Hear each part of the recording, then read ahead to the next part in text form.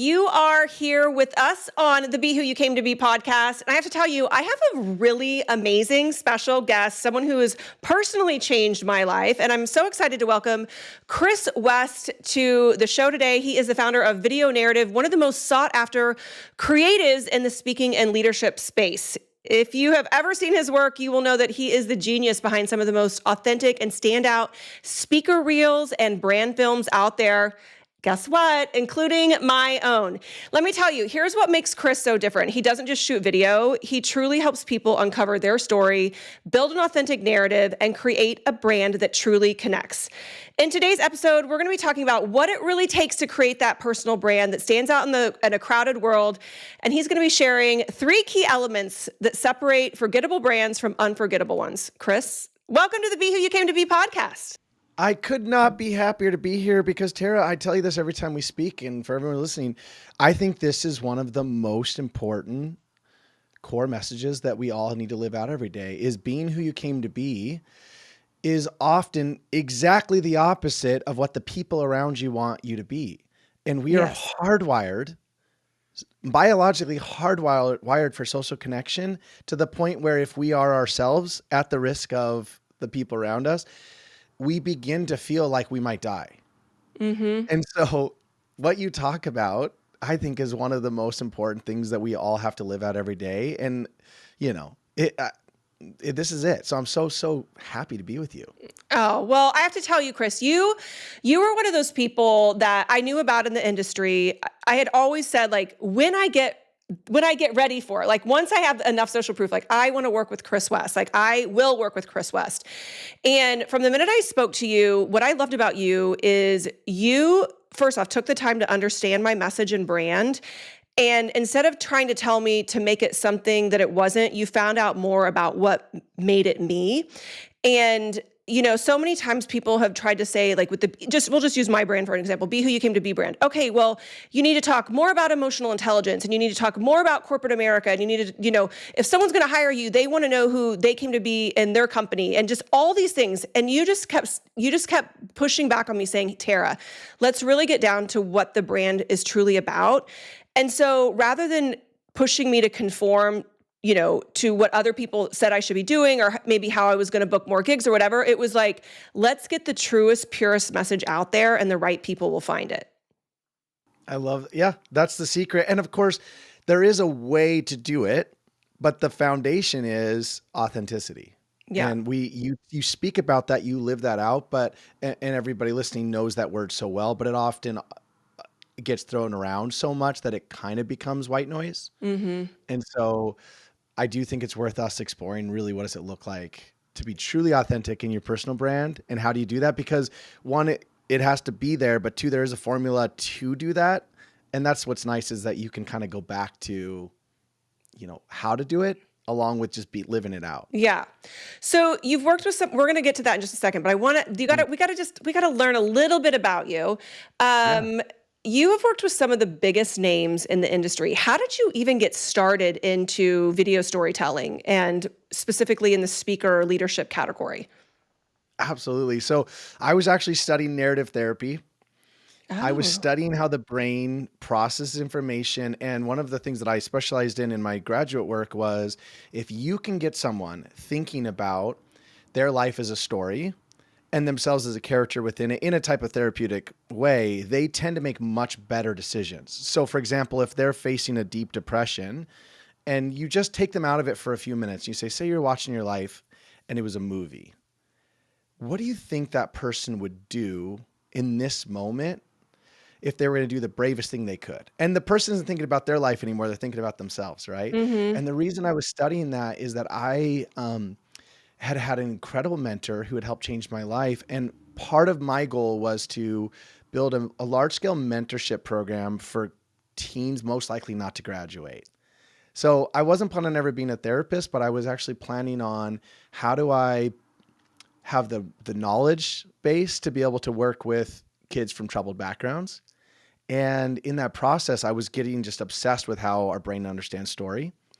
And a speaker who's local to Portland, where I was living at the time, or where I do live, was like, hey, could you make a speaker video? And I was just doing freelance video work while I was in graduate school to pay for life, you know? And I made it, but I turned it into a story. And at that time in 2012, 2013, no speaker videos were stories. They were all Right. basically like a demo tape. Like, here's my best stuff. Like, laugh line up front. Here's my best story. Right.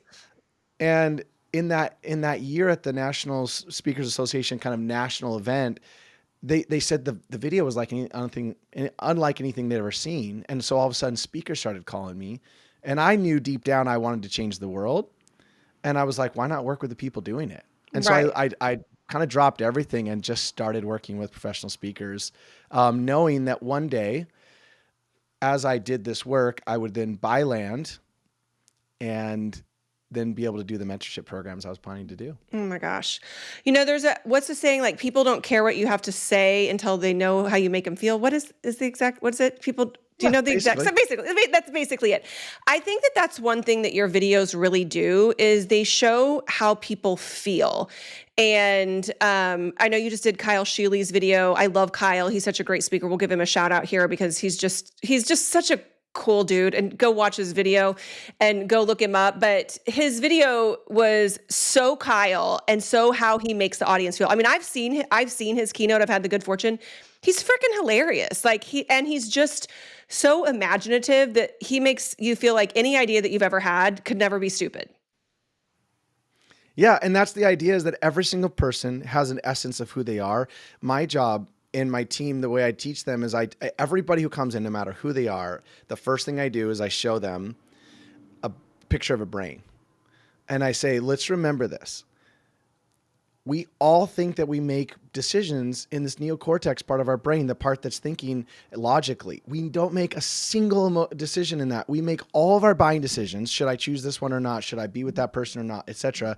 In the limbic part of our brain, which is the craziest part. It cannot process words. Mm-hmm. It has no ability to process words. It only thinks and feels in emotion. And so every single person has a sense of how they make people feel.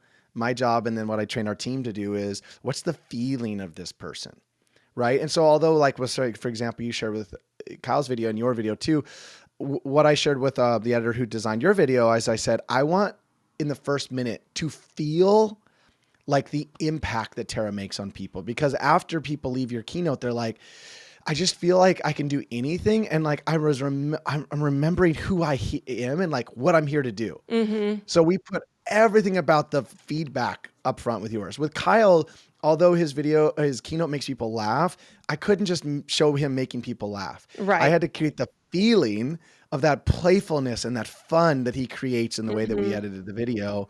And until it was there, it wasn't done. And so, internally the editor would give it to me and I'd be like, I need to feel this. Nope, I need to feel it. And by the time we got to the feeling, it's like, yeah. So how you build kind of a brand online is what's the essence of who you are and how do you feel to people? Capture that. Yeah. Yeah, it's so true. One of the things that you were saying was about the videos and how people are telling story, like the best videos are like there's a story, but everyone's spinning their own. And I know for me as a speaker, that is my entire goal while I'm on stage. Is it's like, even though I'm the one telling stories, sharing truths, being vulnerable enough, at the same time, it's like their brain somehow is listening to my story and playing their own story at the Yes. exact same time. Yes. And they leave there and they say, I felt like you were speaking every word to me. And now, in total transparency, Chris, when I wrote my keynote and continue to work on my content, I never like sought out being like, I'm going to design it just like this. But I realized that it's the simplest, most genuine stories, and then the way they're told, of that authenticity, that people find that relatable connectivity and wanted to do whatever you're empowering them to do. Yeah. I mean, anytime we're hearing a story, our brain is, activating mirror neurons, and we're feeling it as if it's happening to us. Mm-hmm. And what's a bummer is that people know how to tell stories in their keynote, or they know how to tell stories in a video, or sorry, in kind of life. But when it comes to building their personal brand, most people stop telling the story with it. Mm-hmm. And that's what's missing so often. The time is that we forget that every single time you're speaking, you should be telling a story. Period. If you want your kids to do something, don't tell them to do something. Come up with a story Right. and they will never forget it. Yeah. My kids are pretty young, but they've heard a story as they fall asleep every night of their life. And every night that I'm with them, but if I'm traveling, sometimes I still try to do it from the phone, but not always. But when I want them to like have a lesson or thing that I want them to, I just insert it into the story, Yeah. and our brain processes things in story. I mean, this is the other thing just to remember is that before we had written language, humans were painting pictures on caves. Right. We have these actual Mm-hmm. images that people painted with their fingers or small utensils before there was written language. And so when we understand, okay, our brain's been developing for a long time now, if its foundation is based in story, we have to start there. Yeah. Yeah. I love, well, first off, you're such a good dad. You have, tell us how many kids you have. Oh, I have 3 kids. 3 kids. Yeah. You're a great dad. I love that you tell stories. And I think I think back to being a kid, my favorite times were with my grandparents or my mom and dad, them telling me stories. And especially my most vivid memories of my grandparents, especially both my grandfathers, was storytelling. And they would just sit in their chair and tell us all kinds of stories. And we'd want to hear the same story every time. Like, Over tell and us over. this Yep. story again. Yep. And they were their stories, right? I mean, they were war stories and growing up on the farm. And I mean, it didn't matter how many times we heard them. Oh, we love to hear that story. Exactly. It's what we want. Even when we're down, we want to hear a comfort story. There's certain movies that I don't know if you're the same way. I have like my comfort movies that I can watch over and over and over, no matter how many times I've seen it. Like every Christmas, I watch Serendipity. It's like my all-time favorite Oh, rom-com. I need to see that again. I haven't It's seen that so good. forever. I've seen it probably every Christmas for like 25 years. I don't know. I mean, the first time I saw it, I was like on a date in high school, and I've seen it every year since. Oh, And you're it's just like the like, last rom-com guy out there, Chris. I oh, love I'm it. such a rom-com guy for sure. I love that. I love a good rom-com. They don't really make those that much anymore. They do. They They're really hard do to come though. by. No, they're pretty standard. They're They pretty are? What consistent. was the last good Yeah. rom-com you saw? Well, Netflix does a pretty good job of like spitting them out once a quarter. Oh, okay. So like if you're on any of the Netflix, like I'm sure like they do pretty There's more consistent nonstop. shows. Yeah, there's more shows, but Yeah. like, there was like At First Flight or something instead of At First Sight. I don't know, what's At First Sight? At I first think it was flight. At First Sight. That was a pretty good one. Have you seen Shrinking, the show? I have not, and people keep Oh my saying you, God. Chris, Oh, need to you see will it. love it. If you like rom-coms, it's kind of like a rom-com show, right? Deep character development, so good. You will love Yeah, it. You will love it. You will wish you lived next door to these people. good. Okay. We digress, which is one of the things we love to do on the Be Who You Came to Be podcast is just, let the conversation flow. Okay. So I know everyone's dying to know this, and I actually am too, because I said, don't tell me until the show so we can really, really dive into this. But you have this theory that there are three elements that every great, authentic brand has. Let's dive in. Yeah, and truly the thing I want to share with this is like the third element is the element that allows you to grow revenue from that personal brand. Okay. Right. So it's just super important. So, you're going to, as I say them, you're going to be like, the first one, everyone's going to go, duh. Right. But I want to break them down and talk about it. So I'm just going to say them up front, the things that I work on with every person and the ones that I watch, over 10 years, grow into very successful brands. First one, of course, is a clear vision. I don't care what your vision is, and I don't care if you can see it vividly or not, but you have to have a vision that will guide all your decisions. And, a great example of this is if anybody has seen the Arnold Schwarzenegger documentary, it's a 3-part thing on Netflix, but Arnold Schwarzenegger had this vision of being the number one bodybuilder in the whole world. And he was this young kid in some tiny village in Germany. Like he had no connection, no knowledge, no anything. And he would lay there every night with his hand on this poster of the vision of what he wanted to be. Right. And in the end, he met that exact guy and became the person who beat him. Right. So like, and then he played Hercules, and his vision was this guy who played Hercules. long story short, he had that vision. I want to talk a little bit about how to build that because it doesn't have to be like ultra clear, but if you have it, it guides every decision. It makes everything that much easier. That's the most important thing. The second is you have to have distinction. That's where you have a category of one. And I want to talk about how you build that. And then the third is where things go from your idea to actually making good revenue is you would have to have a change model. You have to have a methodology. When people go from we know of them to becoming household names, a good example are two people just to say are like Dave Ramsey and Mel Robbins at the moment. Dave talked about debt forever, but it wasn't until he worked on with a guy to build the 7 baby steps for how you get out of The debt that snowball. everything, the snowball, Hmm. all of that, even those kinds of things, like those things weren't in existence before. And now we're talking about the debt snowball and we know what it is, right? That's Right. a change model. Yeah. With Mel Robbins, when she talked about the 5-second rule, as something as simple as that all of a sudden can be translated into something more. You have to take what your natural knowledge is and you have to turn it into a framework, a formula, something that other people can teach besides you. Right. And I'll kind of walk you through like how it does. But those three things consistently have been the things that I watch people go from, I'd like to make this happen to, wow, it's happening and it's happening in a big way. Right. So I love this first one, the clear vision. I am such a firm believer in this. I've always been a visualizer, obviously self-actualization. I think it's a huge part of being who we came to be. It's this idea that, being who you came to be is not a destination. Like it's a true journey of self-actualization. And I remember that my grandmother who wrote the Be Who You Came to Be note, she was just such a, oh God, what I wouldn't do for an hour with her. But I remember her telling me, it's not enough to want something. You have to see it.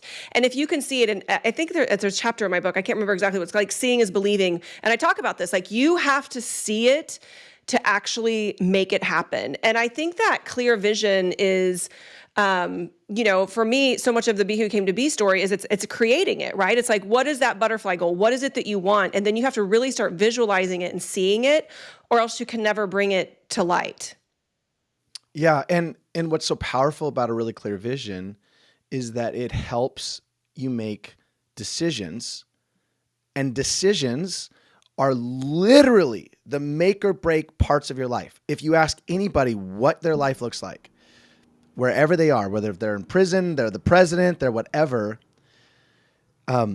it's what were the choices you made? And the choices come down to your vision. And I want to give an example of that is that I I had this vision that I wanted to one day buy property. And I had this vision so clearly about the kind of beautiful property I wanted to raise my kids on, and there'd be a forest nearby and like all kinds of stuff. And um, along the way, we had a really good friend group, and they said, "Hey, we have this amazing street that we're all buying houses on.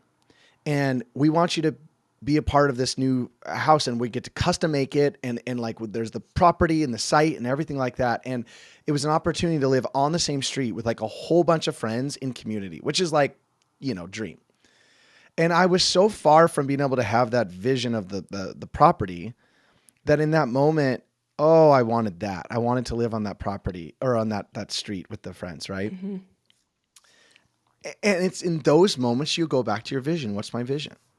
Does this decision lead me to achieving that vision or not? And just 2 years after I made that decision, ended up being this moment where in March of 2020, March 7th of 2020, I moved on to the Just the in the property nick of time. and everything shut down. And I'm not to say this, but like it was not my path to be in that street. Yes. And I was living in this beautiful, like 7-acre property with 5 acres of woods and 3 acres of manicured, all this stuff. And the way that it worked out, the real estate agent said, "I've never seen a deal like this in all the years of my career." The mortgage broker said, "Look, I've trained mortgage brokers all over the country. I've done this for 30 years. I have never, ever seen or even heard of a deal like you got. How did you do this?" The vision was so clear. I didn't worry about the how. I was Mm-hmm. just so fixated on it that as it started getting closer, I just started feeling it that it was getting closer. And so I would put an alarm at 9:40 p.m. every night. And 9:40 p.m., I would go out into like just at the time, it was like the garage because it was the only place that was dark and quiet that I could have. And I would visualize walking around on that property. And I would feel it as if it already happened. And I had no idea where it would come from or how it would get there or da, da, da, da, da. And it literally was sent to me by a friend on a weekend that I was supposed to be doing something else. And how it all worked out, the couple had someone who was going to offer them way more. And so they allowed us to be in second position for a tremendous amount of less because they loved our family and our story. And we Right. had kids the same age as them when they moved in. And that couple who had paid a ton more for the house ended up backing out. And so we got this house for less than market value. Like when we moved into the house in one of the hottest markets at the time, we had equity in the house while we moved in. Yeah. Oh my gosh. And I just want you to know that when you have visions like this, it guides all of your decisions. Yes, serendipity. Hey, it's Tara here, and I've got some big news. My brand new second edition Be Who You Came to Be book is finally here. It is loaded with new secrets, new stories, and emotional intelligence tips designed to help you create, own, and live the life that each and every one of you deserve and desire. You don't need another self-help book. You need a roadmap to bring you back to exactly who it is that you came to be. The book has a fresh new look. It has this beautiful wrap cover on it. However, hiding underneath it is that original gold foil and ivory cover designed to sit on your coffee table to inspire you daily to go all in on exactly who it is that you came to be. In addition to the book, yes, I've updated the journal too, and I am obsessed. The journal is full of quotes, of prompts, and places for your wildly positive affirmations. You can head over to my website to pre-order your copy on Amazon, or as an insider, you can snag one today. This isn't just a book, it is your guide to being exactly who it is that you came to be. I'm a true believer that we get what we believe, not what we deserve. I mean, we can come up with a million examples. You know, I've really raised my boys with this, I've raised them by the Be Who You Came to Be mantra forever. And one of the things is we get what we believe, not what we deserve. And every time, before a game, like, how are you going to do? I hope I do good. Well, if you hope you do good, you're probably not going to do good. Like, you need to visualize yourself, and of course, teenage boys love it when their mother does stuff with this, but they have told me, they're like, I've done, just so you know, Mom, like, I know I kind of give you a hard time sometimes, but everything of like, hey, before you go to bed at night, visualize yourself going up to the bat. What does it look like? How does it smell? What are you going to do? What are the pitches? How are they going to throw you? There's a really cool study. Have you read about this, the basketball one, where they had people actually do shots, and then they had people visualize making shots? Yeah. And the people who actually visualized the shots and then went and did the shots outshot everyone. Like, it was, the visualization of making the shots helped the shots go in. And so there's just so much power in believing in the best, believing that good things are going to happen to us, believing that we're capable, believing that we're worthy, believing that we deserve that in life. And we do get what we believe. I mean, I've seen it in my life in so many ways of just things coming to fruition that is just such a beautiful thing. But you know what? I've believed in it. I've prayed on it in my heart of hearts of like making it happen. And it's so fun when that comes true. And I love that. But the second part of it to me are what I call vision-based choices, because so many people have a vision for their life. And we're talking about personal brand here because, just to be honest, as more and more people continue to understand this, like, a lot of people's jobs are going to be replaced by AI, but there's never been a better opportunity today with AI. A kid graduating college or just out of high school can pick up a laptop and build like a multi-million-dollar company in the matter of months with the amount of tools online. And you used to have people to do a lot of this work. You can now literally, so it's a great opportunity time. And part of standing out in the noise is going to be, well, what's your personal brand and what are you known for? Right. And it's an authentic thing. And when you have a clear vision, I'll show you how this works is, after the second speaker reached out to me, I realized instantly I'm going to work with professional speakers. Like, this is what I'm going to do. So I took out a sheet of paper and I took out a Sharpie, and on a computer paper, I put, by 2018, it's 2013, by 2018, I'll be the most trusted name in the speaker industry for this work. Then I put it up above my computer and I said to myself, every single decision I make from here on out in my business is, will it lead me to that vision by 2018 or not? And I'm not joking. The very next day I got a call. I'm in graduate school. I'm freshly married. I have no money. And this law firm says, hey, we saw one of the videos you did for this local business. We'd like for you to do 7 videos for our 7 lawyers plus a branding video for our law firm. So 8 videos. And in my head, I'm thinking, this is tens of thousands of dollars I'm about to do. But I'm looking up at that picture and that thing says, by 2018, I'll be the most trusted name in the speaker industry for production. And I was like, does this lead me to that? It doesn't. It was going to lead me to more lawyer videos. I'd never done it at that point, but it was going to lead me to more business videos, right? And so I said to them, with like gulped, and I said, I actually only work with professional speakers. And he was like, your whole website is business videos. I was like, yeah, the website's getting updated. I only work with professional speakers. And from then on, I only made decisions based on that. And in 2018, Tara, the craziest things happened.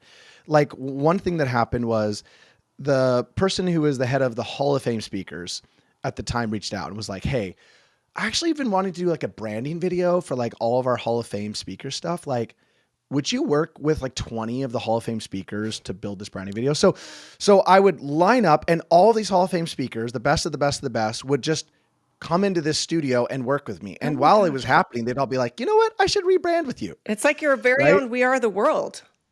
Yeah. Well, so that happened. Then that year in February, I was asked to speak to the $1 Million Speaker Group. They were like, hey, we want you to do a private workshop for just us. And so, a lot of $1 Million speakers were in that room and a bunch of people wanted to work with our company after. And then the speaker roundtables, the top 30 speakers in the country formed a speaker roundtable. And that year they do a private retreat once a year. That year they were like, we want you to be the person who speaks for 4 hours at the private retreat. So we'll fly you in, you speak with the 30 of us. And I'm sitting there going like, what am I doing talking to the people who are the 30 top speakers in the world, right? Right. And that year, the president of the National Speaker Association and the current CEO, they took me aside and they said, listen, we can't ever give this to you on stage because we've never done this for a service provider. But over the last 5 years, you've helped more speakers and more people as part of our association than anyone we know. We want to give you this pin, which is the Spirit of Cavett pin. We've never given it to a service provider before. And we want to give it to you because of that. And all of this happened, what year? 2018. Yeah. Right. And I don't say any of that to say like, look at me, that like, I want this to be for everybody. That every decision I made in those 5 years, every person who I hired, I said, here's our vision. Every single person, this is what we're going to do. And so it's also not just the vision and rehearsing it over and over, because I had no idea those things were going to happen. It's vision-based decisions, who you should end up with, who you should be in a relationship with, what you should say yes to. Should you take that job? Should you buy that house? Does it align with your vision? Right. That's where everything changes. Yeah. I mean, I think that's, there's so many ways that we can live transactionally. You could have transactionally taken that attorney video. And, there's times where sometimes we do have to make transactional decisions to help us with our transformational goals. But I always say that too, is like being who you came to be is not a transactional thing. This is a transformational, lifelong journey of change, of things working out, of things not working out, but you have to have in your heart of hearts this desire to continue to up level and again, just to believe in yourself beyond reason. I think when we believe in ourselves beyond reason, we have that vision. We have the conviction to keep going and to make the hard decisions and to say no to things that don't align with us. And, I think as a speaker, that's been one thing that it's hard, right? Because I remember early on in my career, I was so desperate to just start sharing the Be Who You Came to Be message. And I got invited by the Illinois Association of County Officials. Okay. Illinois, and it wasn't a very well paid gig, but I was like, you guys want me to come speak about being who you came to be? Awesome. By the way, early on, take every engagement. Yes, that's a good idea. So I drive to, it was like, there's no way to get there. It's a 7-hour drive. So I drive there and I delivered the keynote. I felt like Eminem at a retirement community. I mean, this was not my audience. Okay. I drove home the entire way in silence. the entire way in silence, just thinking like, what the fuck was that? Like, now I will say I did have, and if he's a listener of the podcast, he messaged me, like months later. He was like, I just want you to know that keynote changed my life, and it's, changing. He still messages me and is like, we use the Be Who You Came to Be mantra in everything in our family, from raising our kids to how we make decisions. So there was one person there at least that got something out of it. But it was during that time of like Eminem, at a retirement community, what the fuck was this? Where I had the clarity to give myself permission to say, hey, this message truly is for women. I mean, that was at that point in time who I really wanted my audience to be back in 2017. And then I had it was like that vision that allowed me to write the book and to start writing the messages and start sharing it confidently. And all of that was building. And the message is continuing to, to grow and to change and evolve. And now it's not just for women, but getting that clarity changed everything for me. Otherwise, I still would have been, schlepping around at the Association of Illinois County Officials and wherever else to give the message to people who weren't ready for it and who didn't. It wasn't the message for them. And that's it. That is that second part, right? Is the distinction. It's you need to be in a category of one. Mm-hmm. And Be Who You Came to Be is in a category of one, and it is not for everyone. Yeah. Like that's the whole idea. I mean, truthfully it is, but some people just not going to resonate with it on the surface. Mm-hmm. Once they hear you speak, it's for everybody. And you've seen that happen over and over and over. But the second part is that people have to decide what they're going to be known for. Mm-hmm. And I do think that is those moments. Is it okay? Can I tell it one story? Yes. Tell as many stories as you want. That's why you're here.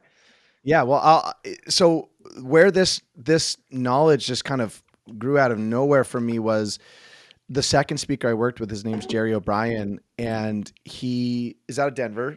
He worked for P&G, and he was still young, and he got put onto the brand project for Coors Light. Right. So he's in Colorado. He's working with Coors Light. And at the time in 2005, Coors Light had a really big problem, which was they were a generic brand and they had no distinction. They were the most generic brand ever. And he would show in his keynotes a commercial where he would push play on the commercial, then pause it. And you didn't have to change the commercial at all. You could take Coors Light out, put another beer can in, Budweiser in, and push play, and the commercial would stay the same because it was about partying. Uh-huh. There was just nothing unique about them. So they got really clear about their ideal clients, which are males 21 through 25. And they were like, what do these males want? So they asked all these males, what do you want to like beer? And they said all these dumb things. Like, I want to play beer pong with it. I want it to be low carb so I don't get fat. Like, I want to be able to drink a lot of it, but not, I want it to be cold and cheap. And I just want to have fun with my friends. I'm not into it for the taste. Right. So they looked at the whole list and they saw that the only two things that other beer cans weren't doing or beer companies weren't taking on the top 10 were cheap or cold. Uh-huh. And they said, we're not going to be cheap. So then internally for a year, they all said to themselves, can we say we're the coldest beer in the world? Because that's stupid. Like nobody would believe us. We're like, we're the coldest beer. It's like, how can you be colder brewed than in the Colorado Rockies? Right? Brilliant. But then they said, here's the idea. What if internally we had that distinction? We know our brand's going to be the coldest beer. What would that do to our branding and marketing? And that's when the idea started flowing. I mean, any person who lives in the United States, if I said, tell me what a Coors commercial looks like. They don't have to drink beer. They don't have to drink alcohol. They could tell me, oh, it's got ice and snow and it's like freezing. They went through innovation after innovation after innovation. They were the only beer can that has a temperature-based ink. The Rockies. When you put it in the fridge, it gets cold. Yes. Right? And people love it. And in that first year, they grew by 5%. So year one, 2005 to year 2006, $110 million in growth by becoming the coldest beer. Next year, $210 million. And it went like this. And then a few years later, microbrews came on the scene in a big way. Everyone all of a sudden had microbrews, right? Yeah. Every single, of all the major beer companies, Anheuser-Busch and Miller Coors and all of the companies, Coors Light was the only major beer of all the major beer companies that didn't go into negative numbers because it was so distinct. Mm-hmm. And I'm watching that video in 2013 or that keynote by Jerry O'Brien, and I push pause and I look out the window, and this is exactly right before I wrote that vision. I said, I'm going to be the most cold videographer for keynote speakers in the world, right? And it lets you be clear. So what's so cool about your brand, Be Who You Came to Be, is it's so distinct. It's just what it is. The thing that I always help people do, step two always, is let's build a category of one. And how you build a distinction is you get obsessively clear about a problem you're best at helping solve. And then you think about your own life story and you see where those two line up, right? So like Be Who You Came to Be is very few people in the world get to truly live out an authentic life. And you have had to learn both by leading companies and teams that didn't, but also in your own life, like, what does it mean to like be who I came to be? Right. And so then you can build a category of one around that. So the problem is inauthenticity and like just a lack of purpose that people feel.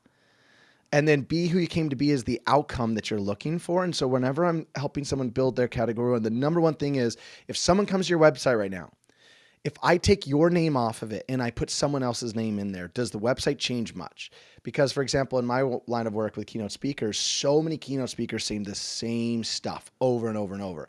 Incredible keynote, impactful, blah, blah, blah. I'm like, let's take off the name Susan and put the name Darla on and see if the website changes, right? Is something that is so unique and it's solution based and it is your category of one. You have to be distinct. The question is, what are you the coldest of? Because you don't even have to necessarily say it to the world. You just have to know it internally. Coors didn't say we're the coldest beer in the world. They said internally, we're going to be the coldest beer. Now, what does our marketing look like?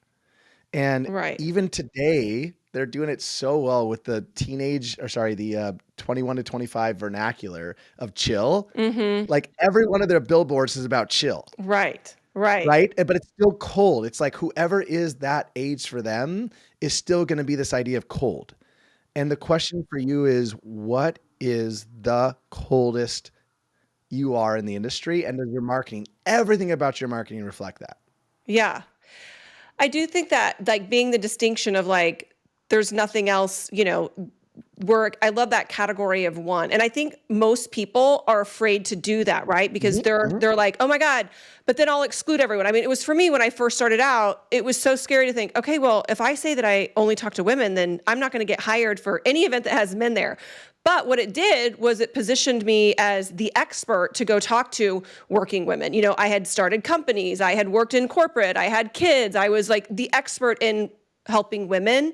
And so it gave me that edge because it was that distinction at the time that just really made it work. Now, it was scary as hell. I mean, I was like, why would I go take half the people out of my, not even more than half for speaking, because there's, there was a sliver of, women's events at the time.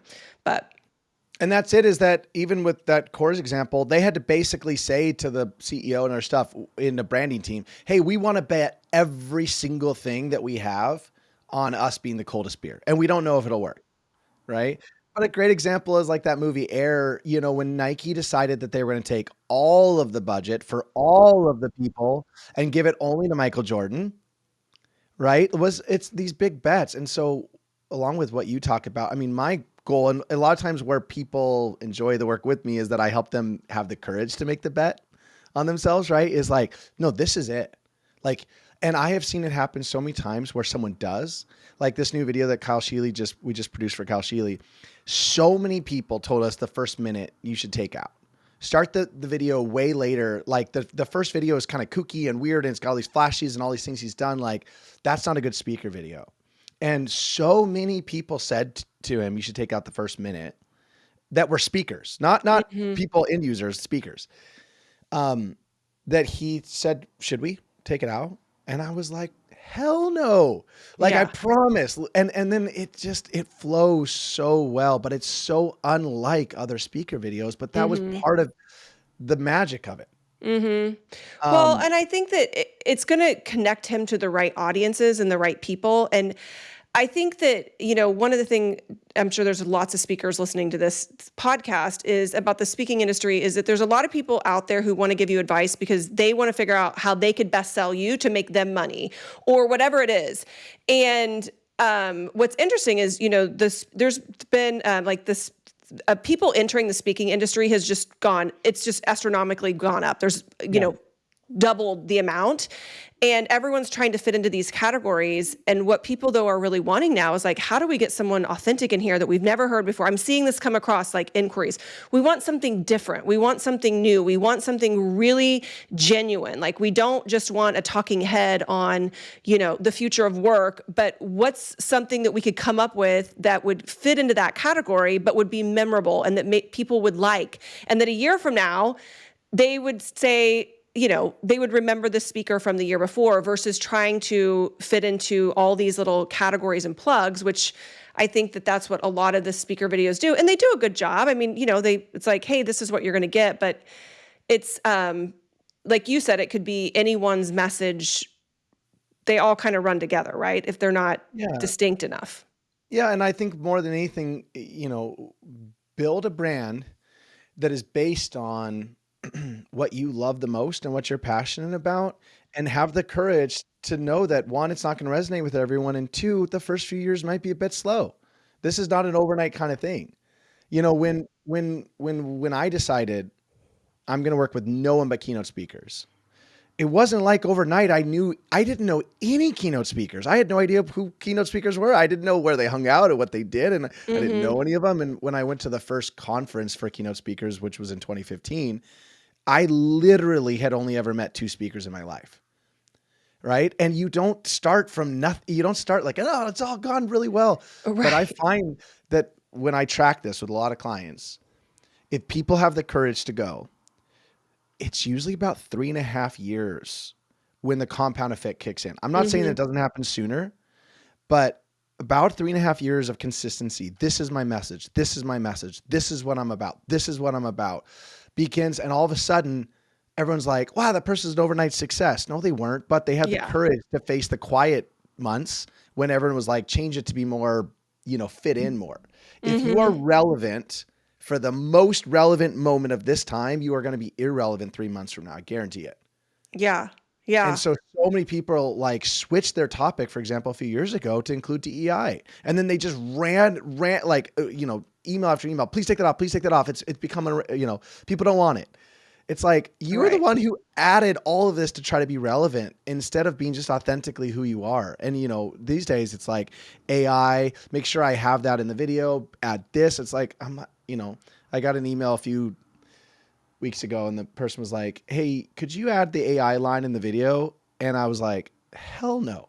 They're like, but my agent really wants that. And I was like, too bad. Like, you don't specialize in that. Right. Well, we had that with my video of people saying, make it more like this formula.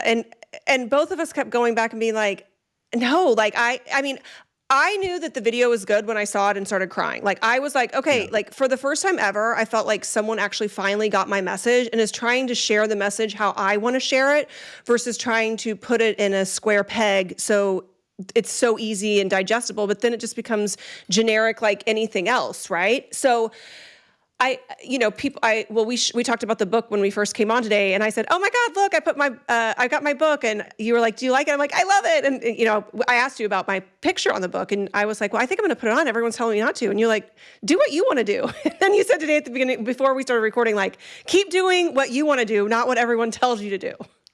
It's the secret. It really is. I promise the most important thing any of us can understand is you are internally tapped into your higher self and to the center of what you were here to do. And this is going to go a little deep for a minute and people can disregard if they don't. But when we come onto the planet, we're a soul in a human body. The way that we make an agreement with ourselves is we say, I will guide you the whole time you're here because you're going to forget. And the way I'm going to guide you is how you feel. That's actually the way that our higher self speaks to us all the time. And so some people call it the Holy Spirit. Some people call it whatever it is. You have an internal guidance system. And sometimes someone will say, do it, and it won't feel good, but you feel like you should. Never do what you feel like you should. Only do what you feel is good. I don't know what it is about it, but intuitively, I just feel good about this person, or I just feel off with this person. And if you let yourself start listening to your body, it will start cueing you. I had an opportunity to start a project recently with someone, and right in the middle of the conversation, my stomach started hurting. When your stomach hurts, it actually is your body saying it's an old idea or old energy that it's trying to get rid of, because your body is stomach processes information. I just I cut off the call and I just ended it and I just said, we're not working with that. We're not doing Yeah. that. And you know, my COO was like, I don't know why, but like, I trust you. And it was just like, I just knew your gut is connected all the time. It's Mhm. always telling you what to do. Trust your gut. Don't trust other people's opinion, but be open to the feedback, be open to what you might be missing, you know, like, but initially you adding your photo to the book looks so stunning. It just makes me want to buy that book. Yeah, Yeah. and you know what? Good It call. was that gut feeling. I will say, because I got a lot of mock-ups and stuff like that, and some of them I got, and it was just immediately no, no, no. Like I just knew, like it was almost like some of them like made me cringe, and this one I was like, oh my god, I knew as soon as I saw it, Yep. that was it. That's what I needed to do, and people were going to tell me not to do it for their own reasons. Like I was like, why do you really give a fuck what I put on my book anyway? Like I felt like so much of it was, well, it was their own opinions and like their own reflections of whatever. You always go with what you love, and I always say, like, what are you proud of? Like, Yeah. I think that is such a good reflection on anything you're doing in life. Is like, are you proud of it? And when I'm proud of the stuff I do, and I've taught this to my kids too, like, if I remember one of them was not doing well in Spanish or something, and he came and he studied really hard for this test, and he got like a C on it. And I mean, we like good grades in this house. We have an achievement mindset of like we do our best, we work hard, and you're capable if you might have to put extra time in. But this was one where he got the C, and I said, "Are you proud of that?" And he said, "I am. I am proud of it." Yeah. Because he knew what he was capable of and what he wanted and the time that he wanted to put in and how he was going to. And for me, I was fine with that then. Yeah. If he would have said, no, I'm not proud of it, then I'd been like, well, then you need to really start thinking about your priorities and like, where do you want to spend your time and what you're doing?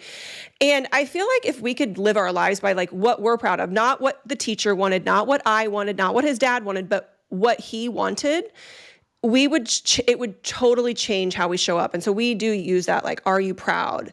And I love using that with my own work too, of like, am I proud of this?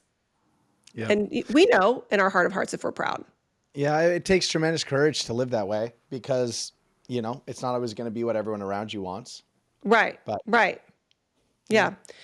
Yeah. Okay. We've got clear vision, distinction. And then this is the one that I think people struggle with. And I'll be honest with you, in my business model of be who you came to be, and I'm working on it right now, is this idea of, to make it a revenue, it has to be a change model. But it's not just, I mean, so I'll be totally transparent and we can just use my brand, is that, Yeah. be who you came to be, but how? But how? But how? Right? And so that's really, I've got a million tools in the toolbox, but I'm really trying to figure out like, what is that one, the snowball or the let them or the 5 second, what is that one tool that I could say, start here, and so let's talk about that, because I think that so many people do forget that it is sometimes the simplest thing that people catch on to. And then Dave Ramsey's the perfect example, right? I mean, he got him in with the snowball, and then he sold them books, and he's got the podcast, and he's got all the other things that he does. He's a marketing genius. I spent 2 days at the Dave Ramsey headquarters. They had like a influencer day, and I got invited to it, and I learned more in the 2.5 days. I mean, whether you like him or not, he is a freaking marketing genius. Yeah. And man, he knows his brand. They know what they do. They know their audience, and everything they do is a change model. Everything they put out. And that's it, is that a lot of personal brands are coming right from your gut and from your heart. And it's an intuitive thing you've always done. And so this was the same spot that I was in, where I was helping a lot of my clients do change models. But a number of years ago, I had a new COO come and she said, hey, here's the deal. I'm an operations specialist. Like, I can manage anything, but I can't manage this process. When I say, how do you grow a speaking brand and find this distinction for someone? And you say it's an intuitive process. Like, I can't do anything with that. So she was like, I'm going to just be very simple with you. And I want you to be thinking about it for yourself, Tara, because it's be a little bit longer for us to figure out your model in the next 5 minutes. Right. But this is what she said. She said, Chris, someone comes to me or you, and they say, I have a really great career, or I have an amazing message, and I want to be a highly successful speaker. what is the very, very, very, very first thing that they would have to do? And I was like, oh, well, they would have to get a really clear brand story. She's like, okay, great. She like wrote it down. She's like, great. Brand story. What's the second thing they would have to do if they had a clear brand story? I'm like, they need to be in a category of one. She's like, okay. And then what? And I was like, well, to be honest, the thing that I see change revenue growth the most with every client is a change model. She's like, great. Okay, then what? And I was like, well, they have a brand story, a category of one, and a change model. The next thing you have to do is build a really clear business model. How do you want to scale that? And most Mhm. speakers and most keynoters and most influencers, they really only have like them. They haven't thought about what's a way to scale this? How does it work beyond just my keynote or my own YouTube video? And so they have to just build a business model to actually take that beyond them. And she was like, great. And I was like, well, that's it. I mean, those four. And then of course the signature keynote. And what happened was as soon as she pulled that out of me, that began to be a workshop that began to do other stuff. And I want to take this on another level with a client who had a best-selling book. And in the book, it was 7 strategies to think like a rocket scientist. That's great, but that's not a model. And he was in his keynote sharing those 7 strategies, right? And we turned it into a model that then immediately he implemented with CEOs, with companies. Like his revenue just, it became an online course. I mean, it just shot up out of nowhere. And after a while, he wasn't having as much fun speaking, and he loves to write and research and other stuff. And he like has so many different revenue streams flowing in that he just takes a keynote when he wants it.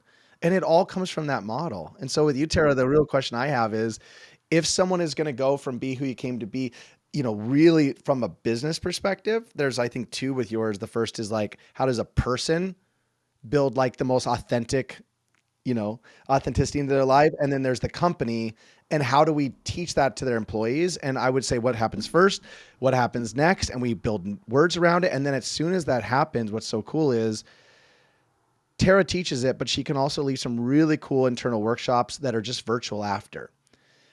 For your team and actually deep dive this. And eventually a few of your people can be trained in this, right? And they can actually create a lot more authenticity among your sales team and And it then can be applied.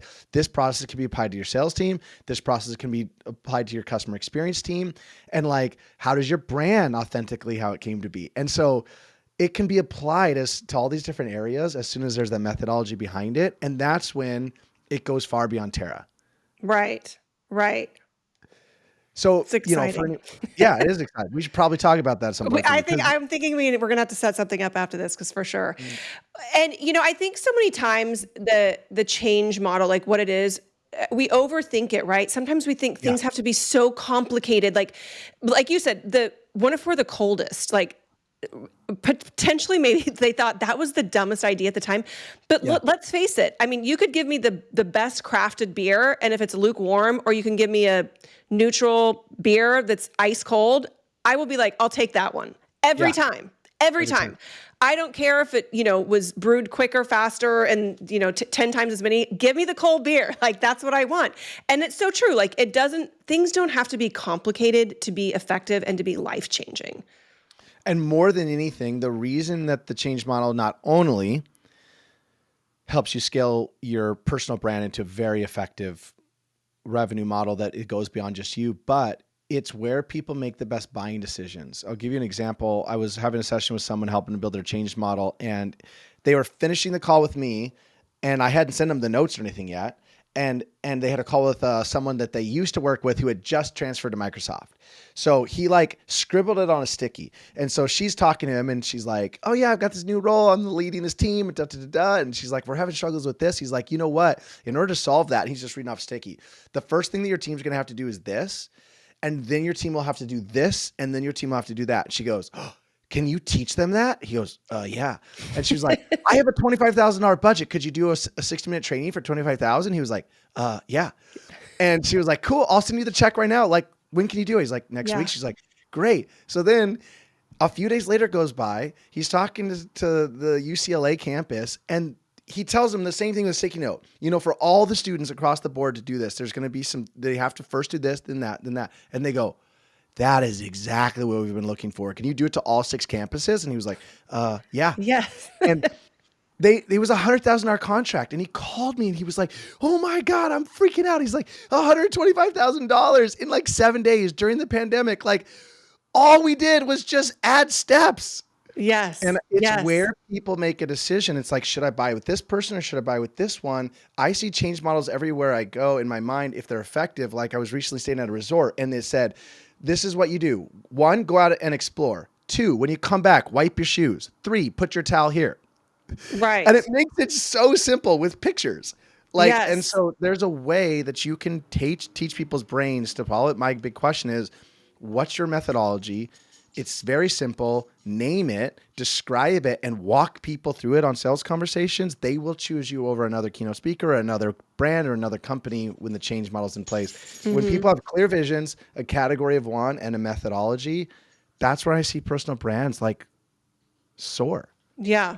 And I feel like that's when your magic comes in of bringing it to life in that 5-minute video where people are like, oh my God, yes, Yeah. I want this. Like, I want this feeling. I want to bring this, just the experience. I feel like that's the thing that like where your magic is really, Chris, is that you get the experience.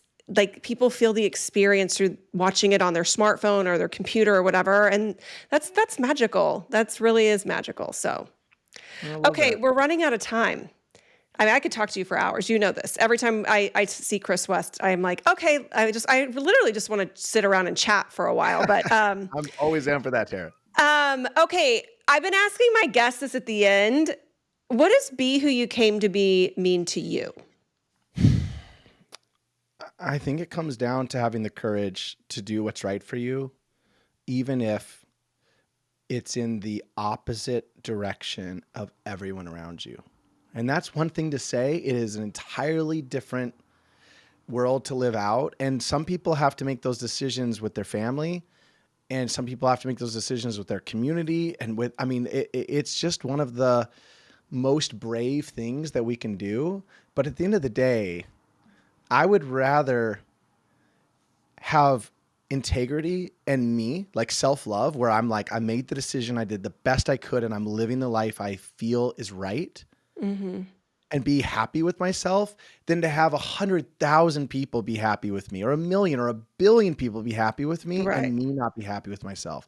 At the end of the day, we have that silence, and the worst feeling ever is everyone's happy with me and I'm not happy with me. I Right. would trade being happy with me for anything. Yeah. Well, and no one's ever going to be happy with you. I always tell my audience, like, if Taylor Swift can get booed at the Super Bowl, like, Yeah. someone's going to come and leave a shitty comment on your Instagram. Like, welcome to the world, right? I mean, she's the most Yeah. successful, sells out stadiums, has super fans. I mean, people love her. Like, she's an idol.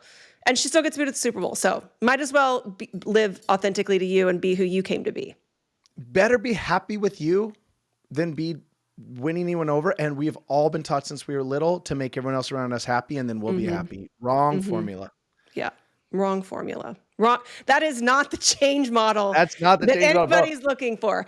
Okay, Chris, we know, like, if you Google Chris West's video, trust me, he's going to pop up. But do you play in a space that you like people to go follow or find you? Honestly, I'm terrible at all of it, social media, all of it. I need to be, but videonarrative.com is the place to go. I'm a terrible social. I'm honestly, when I'm not working, I like to be present to my I know. personal life. Chris, I got to tell you, though, one of my favorite reels ever, and I still remember this because it's what you do for a living, is you did the whole lemonade stand with your kids, but you Yeah. did the true lemonade. Like you guys squeezed it and you went and I watched that damn video maybe a couple times because it was such a great storytelling. And then your kids and the joy and setting it all up. You need to do more. Like, maybe every now and then you just give us a little lemonade stand video. Go to Chris's Instagram because it's on there. And it's a great video. You're really good. I mean, obviously this is what you do for a living, but Well, you I know, will tell you, just so you know, for people, and we talked about this, but the app called InShot, INSHOT, it just makes videos so simple where you film a few things, you put them in a row, and you export it out. That makes it, I just tell people over and over, don't overcomplicate things. Like I have $50,000 worth of video equipment or more, and I never shoot anything besides my phone when I'm making personal videos. Like in even shot, company, in. INSHOT. Okay, there you go. For those of you who listened to the end, you just got the gold. Yeah. Right. Any final thoughts? Anything you want to leave anyone with? I mean, I just think, Tara, you're the one this is the philosophy I'm following is be who you came to be. It's the secret. It's the secret. But there's nothing harder. There's nothing harder. There is nothing harder. But I will tell you, the more you honor it, the easier it gets. Yes. And the more rewarding it is. It is. The easier it gets and the more it feels so good. And you stop second, guessing, back to the book cover. When the books came, I never once have I thought, oh, I don't know if I should have done that. I was like, oh, thank God. This feels so good. I'm so proud. I love it. It's me. It's me. Not because my picture's on it. It's just me. You get what I'm saying. Well, listen, thanks so much for being on the show. If you are a speaker, only a speaker, and you're looking to elevate your brand and tell your story in a way that no one's ever been able to tell you their story. I'd said that to Chris when we first met. I said, I want to work with you because I know that you can bring my story to life. He's your guy. Look him up, give him a call, shoot him an email, and I promise you he'll change not only your business, but your life. Chris, thanks for being on the show. Keep shining, live unapologetically authentic, and be who you came to be.